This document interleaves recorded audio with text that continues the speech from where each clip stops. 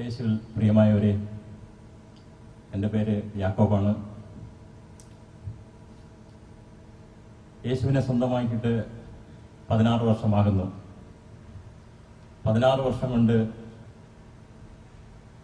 സത്യത്തിൽ 15 വർഷം കൊണ്ട് ആരോടും വെറുപ്പോ വൈരാഗ്യമോ സിറ്റുവേഷനോ ഒന്നുമില്ല. പക്ഷെ കഴിഞ്ഞ വർഷം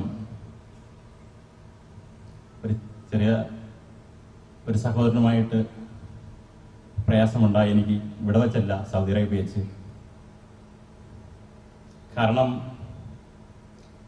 പുള്ളിക്കാരൻ്റെ റൂമിലായിരുന്നപ്പോൾ എന്നെ ഇറക്കി വിട്ടു. ഞാൻ മുങ്ങി സ്നാനപ്പെട്ടില്ല എന്ന് പറഞ്ഞുകൊണ്ട്, ഒരൊറ്റ കാരണം. പക്ഷെ അന്ന് മുതൽ ഇന്ന് ഈ സമയം വരെ എൻ്റെ മനസ്സിൽ ഒരു വെറുപ്പുണ്ടായിരുന്നു. അപ്പോൾ യേശുവിൻ്റെ വചനം കേട്ടപ്പോൾ, ബ്രദറിലൂടെ കേട്ടപ്പോൾ എൻ്റെ മനസ്സിൽ ഒരു കുത്തുനോവിയുണ്ടായി. അറിവില്ലായ്മ കൊണ്ട് അവർ പറഞ്ഞുവെങ്കിലും യേശുവിൻ്റെ ആത്മാവ് എന്നിൽ വരുമ്പോൾ ഞാൻ രമ്യതപ്പെടണമെന്ന് എൻ്റെ മനസ്സിൽ ഞാൻ പല പ്രാവശ്യം ഇവിടുന്ന് ഇരിക്കണമെന്ന് വിചാരിച്ചു. ബ്രദർ പറഞ്ഞിട്ട് സാധിച്ചില്ല. കാരണം എങ്കിലും ഞാനൊരു തെറ്റും ചെയ്യാതെയാണല്ലോ കൊടും തണുപ്പിൽ, 0 ഡിഗ്രി തണുപ്പിലാണ് എന്നെ ഇറക്കി വിടുന്നത്. 14 ദിവസം വാഹനത്തിനുള്ളിൽ ഞാൻ കിടക്കേണ്ടി വന്നു, റൂമില്ലാതെ. അത്ര വിഷമതയായപ്പോഴാണ് ഞാൻ ഇരുന്നത്. പക്ഷേ ബ്രദറിലൂടെ ഈ വചനം കേട്ടപ്പോൾ, അണലി സന്തതികളെ എന്നിൽ നിന്ന് അകന്നു പോകുവിൻ. ദൈവത്തിൻ്റെ വചനം തീർച്ചയായിട്ടും 100 മേനി ഫലമുള്ളതാണ്. പ്രിയമായവരെ, ദൈവവചനം കേൾക്കുമ്പോൾ നമ്മുടെ ഹൃദയത്തിൽ ഒരു നോവി ഉണ്ടായാൽ മാത്രമേ നമ്മുടെ ജീവിതത്തിൽ ഒരു മാറ്റം ഉണ്ടാകുകയുള്ളൂ. ഹൃദയത്തിൽ ഒരു അനുകമ്പയും ഇല്ല എങ്കിൽ തീർച്ചയായിട്ടും ഒരു മാറ്റവും ഉണ്ടാകില്ല. പ്രിയമായവരെ, പരിശുദ്ധാത്മാവ് മുഖേന നമുക്ക് നീതിയെക്കുറിച്ചും ന്യായവിധിയെക്കുറിച്ചും ദൈവരാജ്യത്തെക്കുറിച്ചും പഠിപ്പിക്കട്ടെ എന്ന് പറഞ്ഞുകൊണ്ട് ഞാൻ നിർത്തുകയാണ്. Praise the Lord. അടുത്ത ആൾ വരാം. ഒരു സഹോദരി വരുന്നു. ഇനി ആരെങ്കിലും വരാനുള്ളവർ വേഗം വരിക. ഇത് വളരെ വിലപ്പെട്ടതാണ്. നിങ്ങൾ പറയുന്ന ഓരോ സെന്റൻസുകളും നിങ്ങൾ ചെറുതായിട്ട് നിങ്ങളുടെ അനുഭവം പറയുമ്പോൾ വളരെ വിലപ്പെട്ടതാണ്. വരും.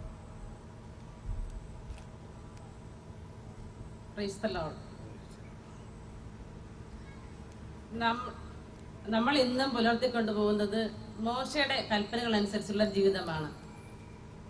നമ്മുടെ ബ്രദർ പറഞ്ഞു ആ പരിസര മനോഭാവം വെടിയെന്ന് നമ്മുടെ ജീവിതങ്ങളിലേക്കൊന്ന് നമുക്ക് ഇന്നലെ വരെയുള്ള ജീവിതങ്ങളിലേക്കൊന്ന് നമ്മളൊന്ന് കണ്ടുപിടിക്കുകയാണെങ്കിൽ ആ പരിസര മനോഭാവത്തോടു കൂടെയാണ് നമ്മുടെ കുടുംബത്തിലായാലും നമ്മുടെ ജോലി സ്ഥലങ്ങളിലായാലും നമ്മൾ പ്രവർത്തിച്ചിട്ടുള്ളത്. ഓരോരുത്തരും ചിന്തിച്ച് നോക്കുക. ഞാൻ ഒരുപാട് പ്രാർത്ഥനയിലൊക്കെ ധ്യാനമൊക്കെ കൂടിയിട്ടുള്ള വ്യക്തിയാണ്.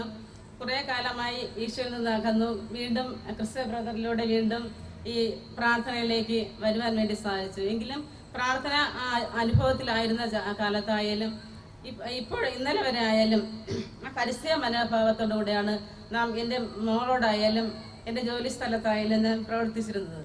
അപ്പം ബ്രദർ പറഞ്ഞു, ഒരു ദിവസം നിങ്ങൾ ആ പരിസര മനോഭാവം വെടിഞ്ഞ് ജീവിക്കാൻ ഇന്നൊരു ദിവസം ശ്രമിച്ചു നോക്കാമെന്ന്.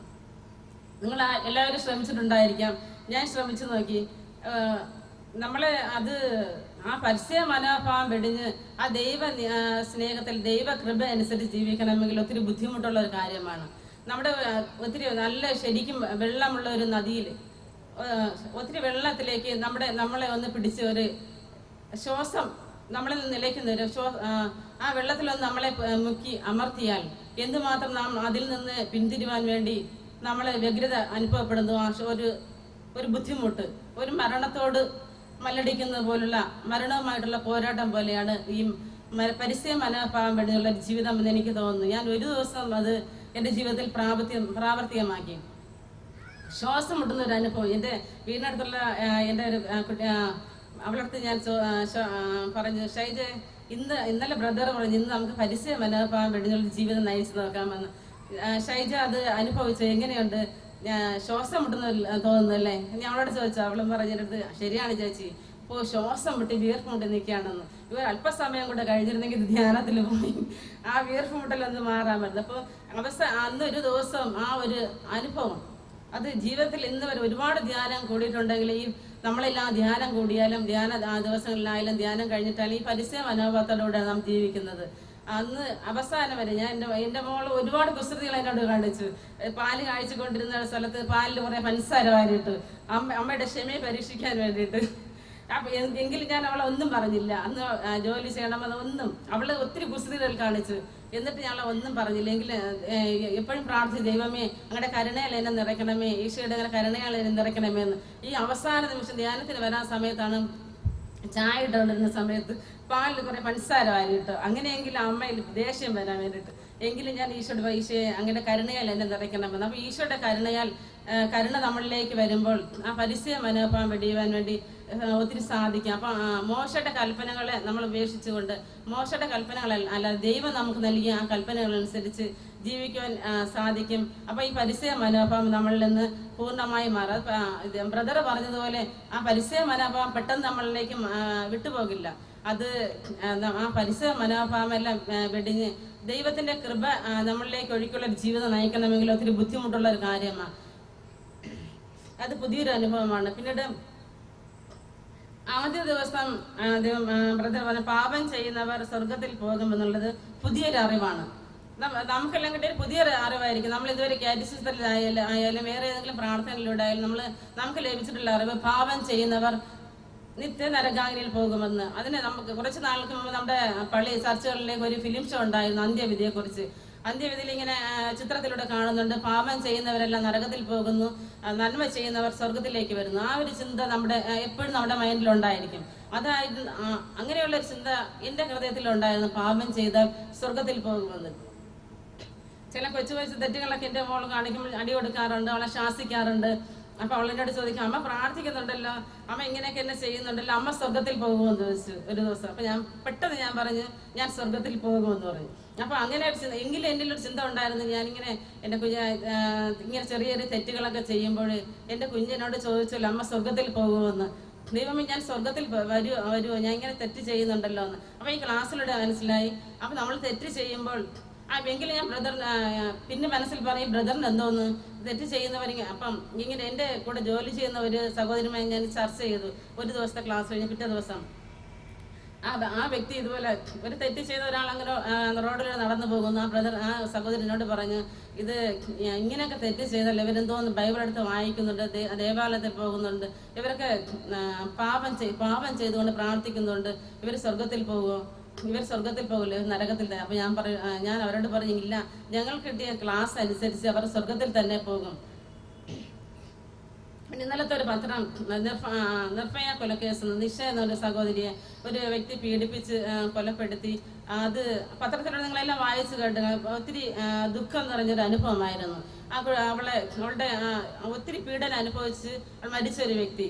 ആ വ്യക്തി സ്വർഗത്തിൽ പോകുമെന്ന് ആ സഹോദരൻ എന്നോട് ചോദിച്ചു. അപ്പൊ ഞാൻ പറഞ്ഞു, സ്വർഗത്തിൽ പോകുമെന്നാണ് ഇന്നലെ കേട്ട വചനത്തിന്റെ അടിസ്ഥാനത്തിൽ ഞാൻ വിശ്വസിക്കുന്നത്.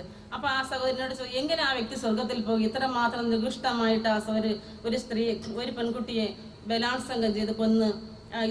അത് പത്രം വായിക്കുമ്പോൾ നമുക്ക് മനസ്സിലാകും, സാധാരണ ഒരു പീഡനമല്ല, അവളുടെ ആന്തരിക അവയവങ്ങൾ വരെ പുറത്തു വന്നൊരു സംഭവമായിരുന്നു. ഇങ്ങനെ ചെയ്തൊരു വ്യക്തി എങ്ങനെ സ്വർഗത്തിൽ പോകും? അപ്പൊ പിന്നെ അത് എനിക്ക് സംശയം ഉണ്ടായിരുന്നു. ആ സംശയം ഇന്നലെ ബ്രദർ ഇന്നലത്തെ ക്ലാസ്സോടുകൂടി ആ സംശയം പൂർണ്ണമായി എനിക്ക് ഇതിൽ നിന്ന് മനസ്സിലാക്കാൻ സാധിച്ചു. നമ്മൾ ചെയ്തു പോയ പാപമാണെന്നറിഞ്ഞിട്ട് അതിൽ നിന്ന് പിന്തിരിഞ്ഞ് ദൈവത്തിലേക്ക് അടുക്കുമ്പോൾ ദൈവം നമുക്ക് സ്വർഗത്തിൽ പോകും. വീണ്ടും ആ വ്യക്തി പാപം ചെയ്താൽ നരകത്തിൽ പോകും. അങ്ങനെ അപ്പൊ അതോടുകൂടി അതൊരു പുതിയൊരു അറിവാണ്. അപ്പൊ പിന്നെ ഇന്നത്തെ ക്ലാസ്സില് നമ്മുടെ ബന്ധുക്കസ്ഥ അനുഭവത്തിന് ശേഷം നമ്മളെല്ലാം ക്രിസ്ത്യാനികൾ എന്തുകൊണ്ട് പെട്ടെന്ന് എൻ്റെ അടുത്തിരുന്ന ഒരു സഹോദരി ചിലപ്പം അബ്രഹാം ക്രിസ്ത്യാനിയല്ലേ എന്ന് ചോദിച്ചു. വിശ്വാസികളുടെ പിതാവാണ് അബ്രഹാം. അപ്പൊ അബ്രഹാം ക്രിസ്ത്യാനിയല്ലേ എന്നിട്ടാണ് വീട്ടിൽ ചെന്ന് ചിന്തിച്ചു, അപ്പൊ അബ്രഹാം ക്രിസ്ത്യാനിയല്ലല്ലോ, പിന്നെ എന്തുകൊണ്ട് അന്ന് ക്രിസ്ത്യാനികളില്ലായിരുന്നോ? ക്രിസ്തുവിന്റെ ആ പെന്തക്കോസ്ത അനുഭവത്തിന് ശേഷം മാത്രമാണ് ക്രിസ്ത്യാനികൾ ഉണ്ടായിരുന്നു. പിന്നെ അത് യഹൂദ നിയമം അനുസരിച്ച് യഹൂദരെല്ലാം പരിസരയും അങ്ങനെ ഉള്ള സ്വഭാവങ്ങളായിരുന്നു. അപ്പൊ ക്രിസ്തുവിന്റെ ഇതിന് ശേഷമാണ് ക്രിസ്ത്യാനി എന്നുള്ള അതിന്റെ ആ ഒരു അർത്ഥം. എന്നിട്ട് ദൈവം നമ്മെ സൃഷ്ടിച്ചു കഴിഞ്ഞു. അവിടെ നിന്ന് ഞങ്ങൾ പറഞ്ഞു, ദൈവം നമ്മെ സൃഷ്ടിച്ചു കഴിഞ്ഞു. അങ്ങനെയുള്ള പുതിയ പുതിയ ഒരുപാട് അറിവുകൾ ഈ ക്ലാസ്സിലൂടെ ഈ ധ്യാനത്തിലൂടെ നമുക്ക് ലഭിക്കാൻ സാധിച്ചു. അതിനേക്കാളുപടി ഞാൻ പേഴ്സണൽ പ്രേരണൊക്കെ ചെല്ലുന്ന ഒരു വ്യക്തിയാണ്. രാവിലെ എണീറ്റ് 4 മണിക്ക്, ചിലപ്പോൾ 5 മണിക്ക്, മിക്ക ദിവസം 4 മണിക്കൊക്കെ എണീറ്റ് പ്രാർത്ഥിക്കാറുണ്ട്. എൻ്റെ പേഴ്സണൽ പ്രേരണയിൽ ഞാൻ ചില ധ്യാന ഗുരുക്കന്മാരുടെ ഒരുപാട് ധ്യാനങ്ങളെ കൂടിയിട്ടല്ല, 1-2 ധ്യാനമൊക്കെ കൂടിയിട്ടുണ്ട്. അപ്പോൾ അവരോടൊക്കെ പ്രാർത്ഥിക്കുമ്പോൾ അവർ പറയും പൊന്തി ചൊല്ലി പ്രാർത്ഥിക്കുക, ലോകത്തിന് മാധ്യസ്ഥം അപേക്ഷിച്ച് പ്രാർത്ഥിക്കുക എന്ന്. ചിലർ നമ്മൾ സ്വർഗത്തിൽ പോകുന്ന വിശുദ്ധീകരണ സ്ഥലത്തുള്ള ആത്മാക്കൾക്ക് വേണ്ടി പ്രാർത്ഥിക്കാൻ എന്നോട് പറഞ്ഞിട്ടുണ്ട്. അപ്പോൾ അങ്ങനെ ഒരു ചിന്ത എൻ്റെ മനസ്സിലേക്കുണ്ട്. നമ്മൾ സ്വർഗത്തിൽ എല്ലാവരും മരിച്ച സ്വർഗത്തിൽ പോകുമെന്ന് പറയും. അപ്പോൾ വിശുദ്ധീകരണ സ്ഥലത്തിൽ ആത്മാക്കൾക്ക് വേണ്ടി പ്രാർത്ഥിക്കുക എന്നൊക്കെ പറഞ്ഞു. അപ്പോൾ ഇതിനെക്കുറിച്ച് ഞാൻ തിരുഹൃദയ ജപമാല ചെല്ലാറുണ്ട്, രാവിലെ എണീറ്റ് കരണക്കൊന്ത് ചെല്ലാറുണ്ട്, ഭജന ജപമാല ചെല്ലാറുണ്ട്, പിന്നെ മാതാവിൻ്റെ ജപമാല, ഇതൊക്കെ ചൊല്ലിയാണ് മധ്യസ്ഥ പ്രാർത്ഥന 1 മണിക്കൂർ, ചിലപ്പം 1.5 മണിക്കൂർ, ചിലപ്പോൾ അരമണിക്കൂർ പ്രാർത്ഥിക്കാറുണ്ട്. അപ്പോൾ ബ്രദർ പറഞ്ഞു, നിങ്ങൾ കരുണയ്ക്ക് വേണ്ടി പ്രാർത്ഥിക്കുക, ഈശോയുടെ കരുണയും സ്നേഹം എന്നിലേക്ക് ഒഴുകണമെന്ന് പ്രാർത്ഥിക്കുകയെന്ന്. ഇത് പുതിയൊരു അറിവാണ്. അപ്പോൾ ഞാൻ രാവിലെ 4 മണിക്ക് എണീറ്റ് പ്രാർത്ഥിച്ചു, ഈശോയുടെ കരുണ ഇന്നലെ ജ്ഞാനത്തിന് വേണ്ടി, ഈശോയുടെ ജ്ഞാനത്തിന് വേണ്ടി, ഈശോയുടെ ജ്ഞാനം എന്നിലേക്ക് നിറയ്ക്കണമെന്ന് പ്രാർത്ഥിച്ചു. അപ്പോൾ ഇത് ഇന്ന് വരെയുള്ള ആ പേഴ്സണൽ പ്രേരണക്കാളിലും ഈശോയുടെ ജ്ഞാനം എന്നിൽ നിറയ്ക്കണമെന്ന് പ്രാർത്ഥിച്ചപ്പോൾ ഈശോയും ഞാനും തമ്മിലുള്ള ഒരു പ്രത്യേക ഒരു ബന്ധം ആ നിമിഷങ്ങളിൽ എനിക്ക് അനുഭവിക്കാൻ വേണ്ടി സാധിച്ചു. അപ്പോൾ ഇതിലൊക്കെ പുതിയൊരു അറിവ് ലഭിച്ചു. ഇപ്പോൾ ഈ പ്രാവശ്യം ഈ ധ്യാനത്തിലേക്ക് കടന്നു വരുവാൻ വേണ്ടി എന്നെ കൂടുതൽ സ്വാധീനിച്ചത് നമ്മുടെ ബ്രദറാണ്, ക്രിസ്റ്റഫർ ബ്രദറാണ്. ഇടയ്ക്ക് എന്നെ കണ്ട് നമ്മുടെ പ്രാർത്ഥനയെ കൊണ്ട് വരണമെന്ന് പറഞ്ഞാൽ ക്രിസ്റ്റഫർ ബ്രദറിനെ കണ്ട് മധ്യസ്ഥ പ്രാർത്ഥനയിൽ വരുന്നത് കൊണ്ടാണ് ഈ ധ്യാനത്തിലേക്ക് വരുവാൻ വേണ്ടി എനിക്ക് സാധിച്ചത്. അതിനൊത്തിരി നന്ദി പറയുന്നു ക്രിസ്റ്റഫർ ബ്രദറിനും. ഈ ധ്യാനത്തിലൂടെ ഒരുപാട് അറിവുകൾ ലഭിച്ചു, അതിനും ബ്രദറിന് നന്ദി പറയുന്നു. Praise the Lord. ഈശോ ആദ്യം തന്നെ പറഞ്ഞത് നമ്മളിന്ന് കേട്ടു, ഞാൻ വന്നിരിക്കുന്നത് നിയമത്തെ റദ്ദാക്കാനല്ല. ഇപ്പൊ ഈ സഹോദരി പറഞ്ഞു, ഇനി ഇത്രയും വലിയ വലിയ പാപങ്ങൾ ചെയ്ത ആൾക്കാർ സ്വർഗത്തിൽ പോകുമോ? അപ്പൊ നമ്മൾ എപ്പോഴും വിചാരിച്ചിരിക്കുന്നത് പാപികൾ സ്വർഗത്തിൽ പോകില്ല എന്നാണ്. പിന്നെ എന്തിനാ യേശു വന്നത്? ഇങ്ങനെ ചിന്തിച്ചാൽ മതി. യേശു എന്തിനാ വന്നത്? യേശു എന്തിനാ വന്നത്? അതാണ് മത്തായിയുടെ സുവിശേഷത്തിലെ 9-ാം അധ്യായത്തില് മത്തായിയുടെ വീട്ടിലേക്ക് യേശു കടന്നു ചെല്ലുമ്പോൾ ഫരിസേയര് നിയമം, ദൈവൻ എന്താ പാപിയുടെ വീട്ടിൽ ചെല്ലണ്ടേ, അവനെ വിലക്ക്. നിങ്ങളുടെ ഗുരു എന്തുകൊണ്ടാണ് ഈ പാപികളുടെ വീട്ടിൽ പോയിരുന്ന് ഭക്ഷണം കഴിക്കണേ? അപ്പോൾ ഫരിസേയർ നോക്കി, അവര് പാപി എന്ന് പറഞ്ഞാൽ അവര് നമ്മളോട് യാതൊരു ബന്ധമില്ല, ഞങ്ങളൊക്കെ നിയമം അനുസരിച്ച് ജീവിക്കണ മാന്യന്മാരാണ്, നിയമജ്ഞരാണ്, ഞങ്ങൾക്ക് വിശുദ്ധരാണ്, ഇവരെല്ലാവരും ഇവരൊക്കെ നരകത്തിൽ പോകുന്നുള്ള വിചാരത്തിലിരിക്കുന്നവരാണ്.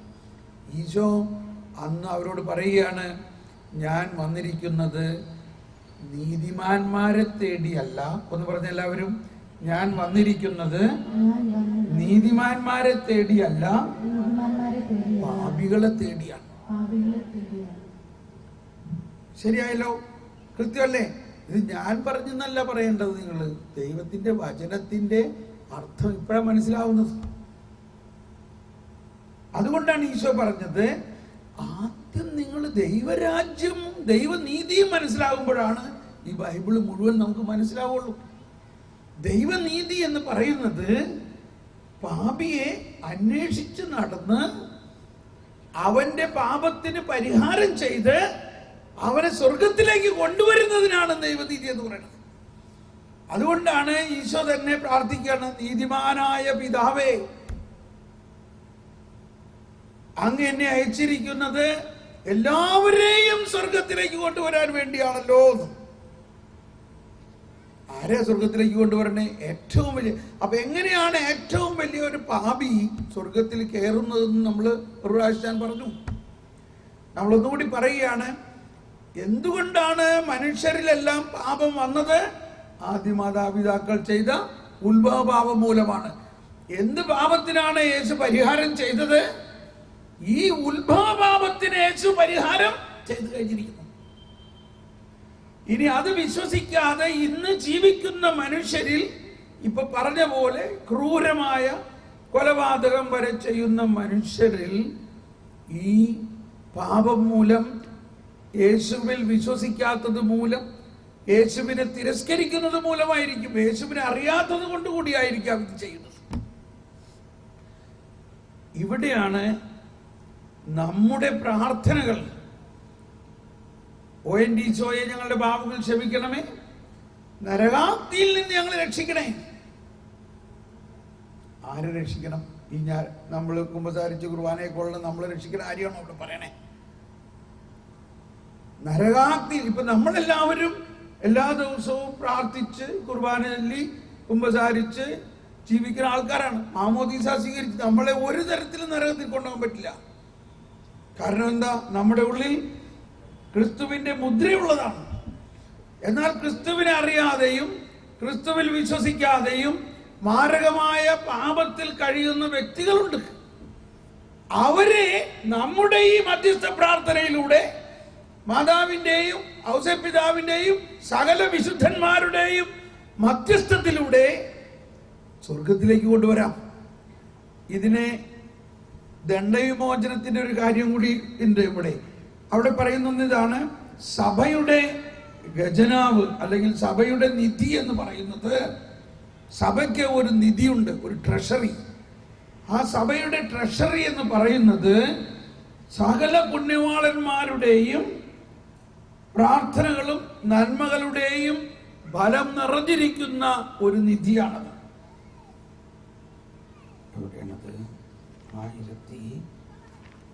അപ്പോൾ നമ്മളുടെ സഭയുടെ നിധി എന്ന് പറയുന്നത് മാതാവിന്റെയും ഔസേപ്പിതാവിന്റെയും സകല പുണ്യവാളന്മാരുടെയും പ്രാർത്ഥനകളും രക്തസാക്ഷികളുടെ മധ്യസ്ഥം എല്ലാം ചേർന്ന ഒരു നിധിയാണ്.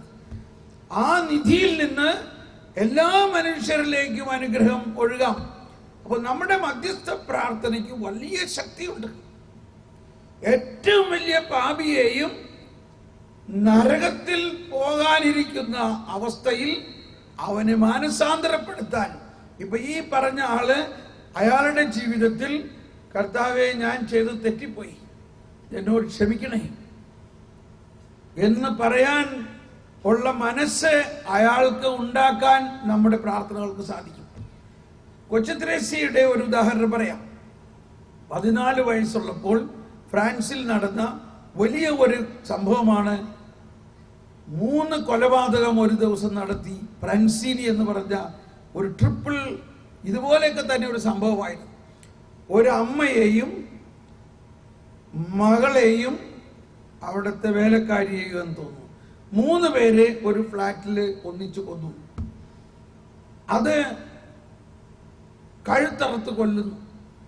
അത് ഫ്രാൻസിനെ മുഴുവനും നടുക്കിയ ഒരു സംഭവമായിരുന്നു. അവസാനം കൊലപാതകിയെ പിടിച്ചു. അയാളുടെ പേരാണ് ഹെൻറി ഫ്രാൻസിനി. എല്ലാവരും അയാളോട് അരിശമാണ്. അവനെ കൊല്ലണം, അവനെ വിടരുത്, അവനെ ശിക്ഷിക്കണം. അങ്ങനെ നിയമപ്രകാരം അവനെ കൊലമരത്തിൽ അവനെ വധശിക്ഷയ്ക്ക് വിധിച്ചു. അപ്പോൾ വധശിക്ഷയ്ക്ക് വിധിച്ചവരായാലും എല്ലാ ജയിൽ പുള്ളികളുടെ അടുത്തും ജയിലിൽ ഒരു വൈദികൻ ഉണ്ട്. ആ വൈദികൻ അവരെ കുമ്പസാരിക്കാനും അവരോട് സംസാരിക്കാനും എല്ലാം പോകും.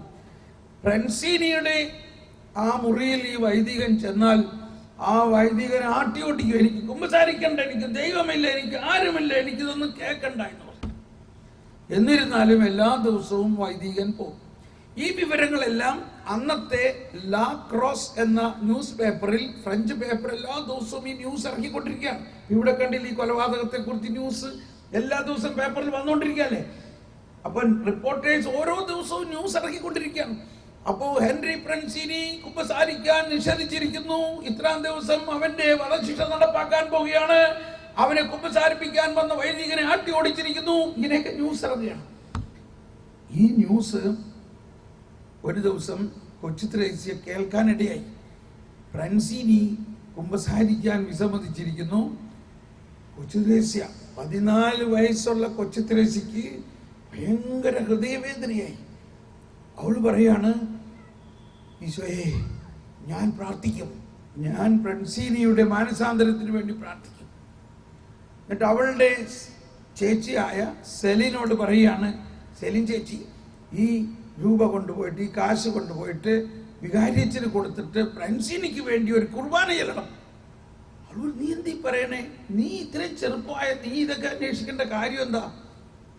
14 വയസ്സായ നീ ഈ ഫ്രൻസീനിന്റെ കാര്യത്തിൽ അന്വേഷിക്കേണ്ടത്, എൻ്റെ ഹൃദയം വേദനിക്കുന്നു ഫ്രൻസീനിക്ക് വേണ്ടി. നമ്മൾ പ്രാർത്ഥിച്ചാൽ, അപ്പോൾ കൊച്ചു ത്രേസ്യ ലിസ്യുവിലെ കുർബാനയ്ക്ക് പള്ളിയിൽ പോകുന്ന ആ സ്ഥലത്തൊക്കെ ഞാൻ പോയിട്ടുണ്ട്. കൊച്ചു ത്രേസ്യ മുട്ടുകുത്തുന്ന സ്ഥലം നമ്മുടെ കുരിശിന്റെ വഴിയിലെ അവസാനത്തെ സ്ഥലമാണ്. അതായത് ഈശോയുടെ മരണത്തിന്റെ ആ സ്ഥലത്താണ്.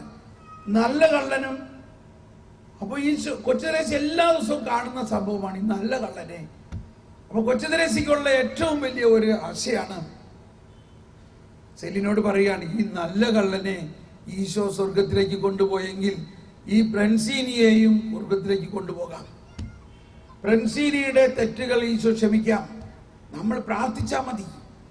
എന്നിട്ട് ഒരു കുർബാന ചൊല്ലുകയാണ് ഫ്രൻസീനിയുടെ ആത്മാവിന്. മരണശേഷമല്ല, ഇപ്പോ ഇവളൊരു കുരിശരൂപം പിടിച്ചുകൊണ്ട് കരയുകയാണ്, ഈശോയെ, ഈ കുഞ്ഞിന്റെ കണ്ണുനീര് അങ്ങ് നിഷേധിക്കില്ല എന്ന് ഞാൻ വിശ്വസിക്കുന്നു. ഞാൻ കരയുന്നു, ഫ്രൻസീനിയുടെ ആത്മാവിലേക്ക് അങ്ങ് കരുണ ഒഴുകി ഫ്രൻസീനിക്ക് മാനസാന്തരം കൊടുക്കണേ. എന്നിട്ട് വീണ്ടും അവൾ പറയാണ്, എനിക്കിപ്പോ നല്ല ഉറപ്പുണ്ട്, എന്റെ പ്രാർത്ഥന അങ്ങ് കേട്ടു, ഈ കുഞ്ഞിന്റെ പ്രാർത്ഥന കേട്ട് അങ്ങ് ഫ്രൻസീനിയോട് കരുണ കാണിക്കുമെന്ന് എനിക്ക് നല്ല ഉറപ്പുണ്ട്. എങ്കിലും എനിക്കൊരു അടയാളം തരണം, കാരണം ഇത് എൻ്റെ ആദ്യത്തെ കുഞ്ഞാണ്, സ്വർഗത്തിലേക്ക് ഞാൻ തരുന്ന ആദ്യത്തെ ആത്മാവാണ്, എനിക്കതിനൊരു അടയാളം തരണം എന്ന് പറഞ്ഞ് പ്രാർത്ഥിച്ചു. അങ്ങനെ ഫ്രൻസീനിയുടെ വധശിക്ഷ നടപ്പാക്കാൻ പോകുന്ന സമയത്ത് ഫ്രൻസീനി അപ്പോഴും വൈദികനെ സ്വീകരിക്കുന്നില്ല. അങ്ങനെ വധശിക്ഷ പരസ്യമായിട്ടാണ് നടപ്പാക്കിയത്. 30,000 ആളുകൾ അത് കാണാൻ വന്നിട്ടുണ്ടായിരുന്നു.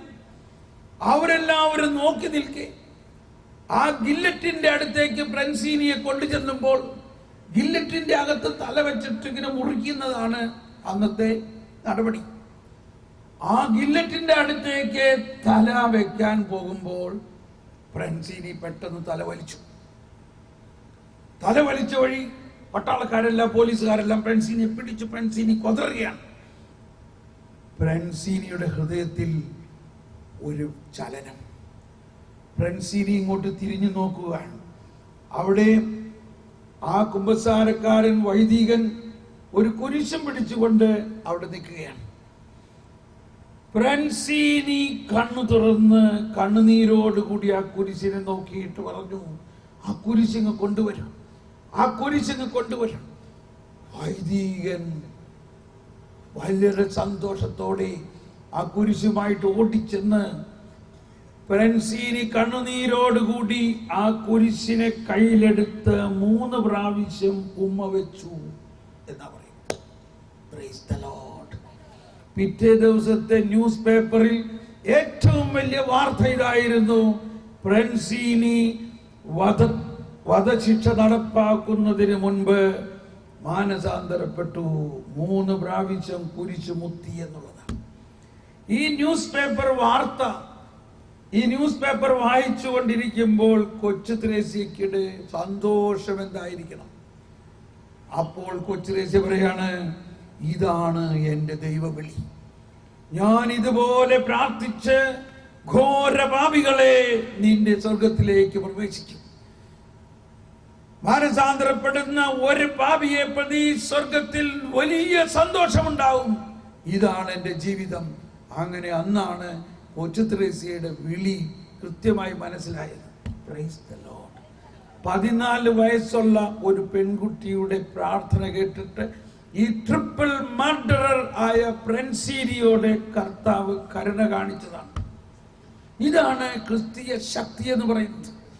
പാപിയോട് കരുണ കാണിക്കുന്നതിനെ വിശ്വസിച്ചുകൊണ്ട് നമ്മുടെ വിശുദ്ധ കുർബാനയിലും ആരാധനയിലും എല്ലാം ഈ ലോകത്തിലുള്ള എല്ലാ പാപികളോടും പാപം ഏറ്റെടുത്ത് അതിന് പരിഹാരം ചെയ്ത് കഴിഞ്ഞ യേശു ആ നല്ല കള്ളനോട് പറഞ്ഞു, ജീവിതകാലം മുഴുവൻ കള്ളവും കൊലപാതകവും ചെയ്ത ആ കള്ളനോട് പറഞ്ഞു, ഇന്ന് നീ എൻ്റെ കൂടെ പറുദീസയിലായിരിക്കും. ഒരു കാര്യം കൂടി ഞാൻ പറഞ്ഞുകൊള്ളട്ടെ. അന്ന് നടന്ന വേറൊരു സംഭവമാണ്. ഈശോയെ കുരിശിൽ വധിച്ച അന്ന് നടന്നൊരു സംഭവമായിട്ട് ഇതിനെ മനസ്സിലാക്കാം. അന്ന് നടന്നൊരു സംഭവം ഇതാണ്. ആ തടവറയിൽ ഒരാൾ കുരിശിൽ തൂക്കി വധിക്കപ്പെടാൻ വേണ്ടി വിധിക്കപ്പെട്ട ഒരാളുണ്ടായിരുന്നു. അയാൾ ഇപ്പോൾ എന്നെ കുരിശിലേറ്റാൻ വരുമെന്ന് പ്രതീക്ഷിച്ചു കൊണ്ടിരുന്ന ഒരാളുണ്ടായിരുന്നു.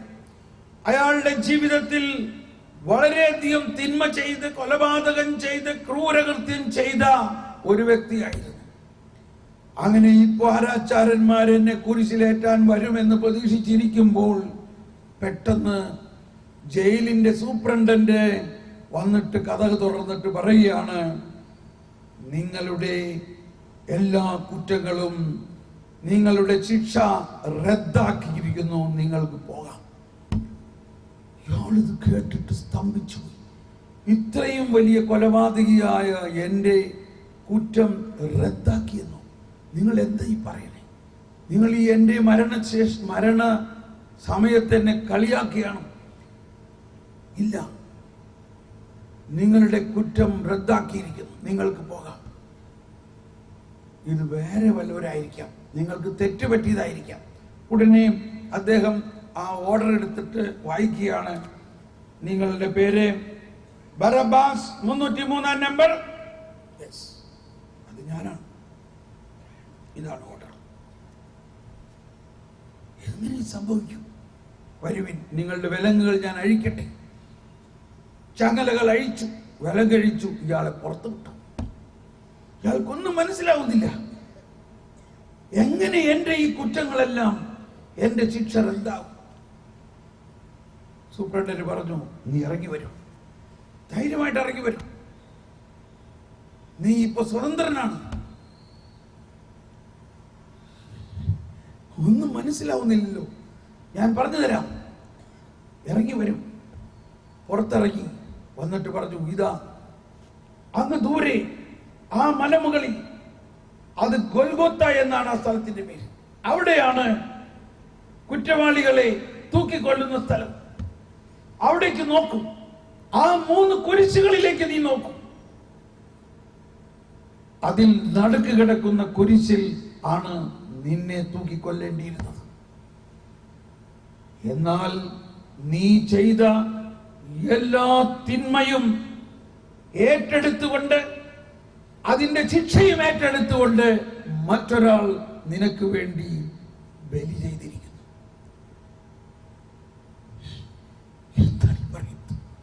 എന്താണ് ഈ പറയുന്നത്? എനിക്ക് വിശ്വസിക്കാൻ പറ്റുന്നില്ലല്ലോ. എന്താണ് ഈ പറയുന്നത്? എന്റെ ഇത്രയും കുറ്റങ്ങൾ ഏറ്റെടുത്തുകൊണ്ട് അതിന്റെ ശിക്ഷയും ഏറ്റെടുത്തുന്നു. ആരാണത്? അതാണ് നസ്രായനായ യേശുക്രിസ്തു.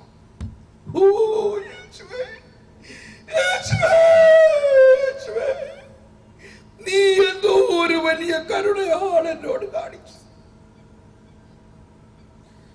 ഇതുപോലെ തന്നെ അയാൾ കരഞ്ഞു. ആ യേശുവിന്റെ അടുക്കൽ ചെന്ന് ആ കുരിശിൽ കെട്ടിപ്പിടിച്ചുകൊണ്ട് കരഞ്ഞു എന്നാ പറയണേ. ഇതാണ് രക്ഷ. മനുഷ്യന്റെ സകല പാപങ്ങളും, അതിന്റെ ശിക്ഷയും അതിന്റെ ശാപവും കുരിശിൽ യേശു ഏറ്റെടുത്തു എന്ന് നാം വിശ്വസിക്കുമ്പോഴാണ് നമ്മളിലുള്ള ഫരിസേയ മനോഭാവം മാറുന്നത്. ഇതിനെ എങ്ങനെ നടപ്പാകുമെന്നത് ഒരിക്കൽ കൂടി ഞാൻ പറയാണ്. ഇന്നലെ ഞാൻ പറഞ്ഞു, അതാണ് യോഹന്നാന്റെ സുവിശേഷം മുഴുവനും പറയുന്നത്. രൂപാന്തരീകരണത്തിലൂടെയാണ്.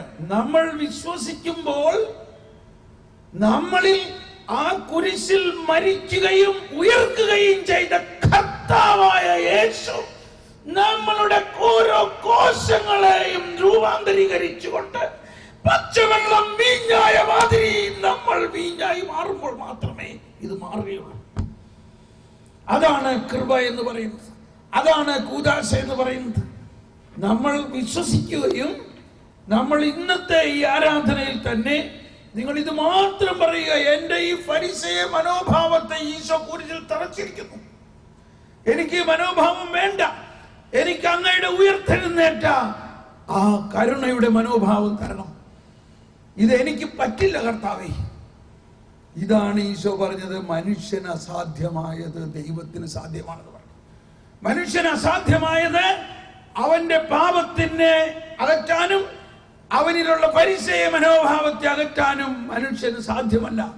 എന്നാൽ അത് മാറ്റാനാണ് യേശുക്രിസ്തു വന്നതും യേശുക്രിസ്തു നമ്മുടെ പാപം ഏറ്റെടുക്കുകയും യേശുക്രിസ്തു നമുക്കൊരു പുതിയ സ്വഭാവം നൽകുകയും യേശുക്രിസ്തു തന്റെ പരിശുദ്ധാത്മാവിലൂടെ ശൗലിനെ പൗലോസാക്കി രൂപാന്തരപ്പെടുത്തി കഴിഞ്ഞതുപോലെ നമ്മളെ രൂപാന്തരപ്പെടുത്തി പുതിയ സൃഷ്ടിയാകുമ്പോഴാണ്. അതാണ് കരിസ്മാറ്റിക് നവീകരണം എന്ന് പറയുന്നത് തന്നെ. ആത്മാവിലുള്ള ജീവിതമാണത്, നിയമത്തിലുള്ള ജീവിതമല്ല, ആത്മാവിലുള്ള ജീവിതം. പരിശുദ്ധാത്മാവ് നമ്മളെ നയിക്കുന്ന അവസ്ഥയാണത്. ആ അവസ്ഥ പരിശുദ്ധാത്മാവിന്റെ പ്രവർത്തനത്തിലൂടെയാണ്.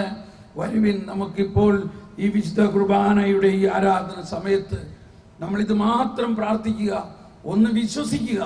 എത്ര വലിയ പാപിയുടെയും പാപം യേശു ഏറ്റെടുത്ത് കഴിഞ്ഞു എന്ന് വിശ്വസിക്കുക. വരാനിരിക്കുന്ന പാപങ്ങളും യേശു ഏറ്റെടുത്ത് കഴിഞ്ഞു എന്ന് വിശ്വസിക്കുക. അത് ആ പാപി ഇന്നും പാപം ചെയ്യുന്നുണ്ടെങ്കിൽ അവൻ യേശുവിനെ അറിയാത്തത് കൊണ്ടും യേശുവിന്റെ കൃപ ഇല്ലാത്തത് കൊണ്ടുമാണ് അവൻ ചെയ്യുന്നത്. ഇനി യേശുവിന്റെ കൃപ നിറഞ്ഞവനാണത് ചെയ്യുന്നത് എങ്കിൽ പോലും മറ്റുള്ള നമ്മൾ ഓരോരുത്തരുടെയും പ്രാർത്ഥന അവർക്ക് കോട്ടയായിരിക്കും. അവരെ രക്ഷിക്കുന്നതിന് വേണ്ടിയാണ്. ആ ബോധ്യത്തിൽ അവരെല്ലാം വിശുദ്ധീകരിച്ച് സ്വർഗത്തിലേക്ക് കൊണ്ടുപോകണം നമുക്കെന്നുള്ള ബോധ്യത്തിൽ വരുവിൻ, നമുക്ക് എഴുന്നേറ്റ് നിൽക്കാം. സ്തോത്ര കാഴ്ച.